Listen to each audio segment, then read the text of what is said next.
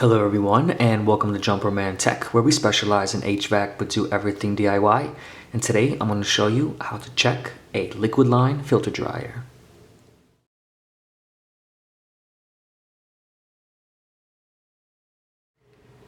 Thank you to everyone tuning into Jumperman Tech. Today we're going to go over how to check a liquid line filter dryer in any air conditioning or refrigeration system. If you find this video interesting or helpful, please drop a like, comment, and subscribe as I come out with new videos every week, and let's get straight into it. A liquid line filter dryer in an air conditioning or refrigeration system typically has two essential functions. One is to absorb system contaminants such as moisture, which we know can create acids in the system, and two, to provide physical filtration. Once a filter dryer becomes clogged or restricted, we are going to have a couple symptoms regarding our air conditioning or refrigeration system. A couple of things to note is that we're going to notice high superheats, low evaporator pressure, and low condensing pressure. It's important to thoroughly check your air conditioning or your refrigeration system, such as checking superheat and subcooling, taking temperatures and pressures. But in this video, I'm going to show you two of the best ways to check if your filter dryer is clogged. One thing to keep an eye out for is to check if your system has a liquid line sight glass. If it does, take a look inside. If you see bubbling, this doesn't exactly mean you are undercharged. This could actually mean that you have a restriction in your liquid line coming from your liquid line filter dryer.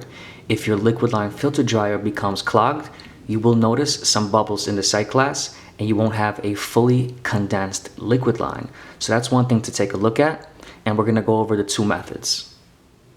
Sometimes these liquid line filter dryers come with an inlet and outlet pressure tap. So you're going to want to check the difference between your inlet and outlet.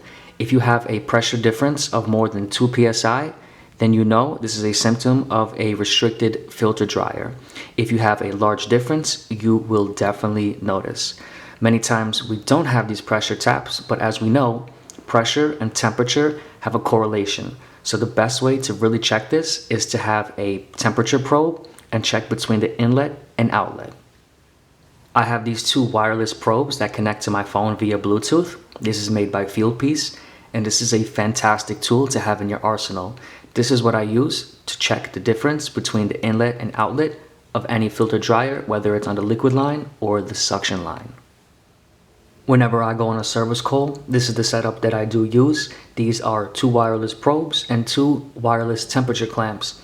With this, I can check pressures and it calculates superheat and subcooling for me. But what I do is I actually take one side of the liquid line dryer, put one clamp there, and I put the other clamp on the other side, and through the app, I can check the temperature difference.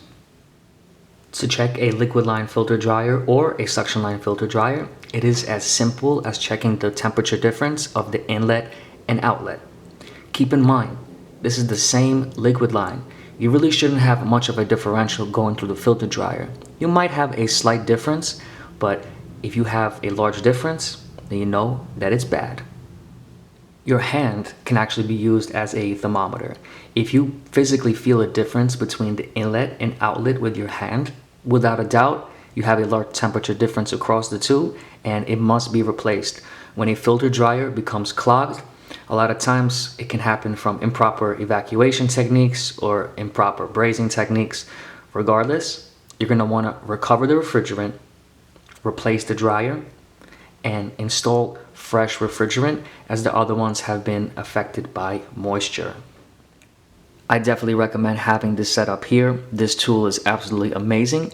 It will definitely make you a better technician, as you will evaluate the systems more thoroughly.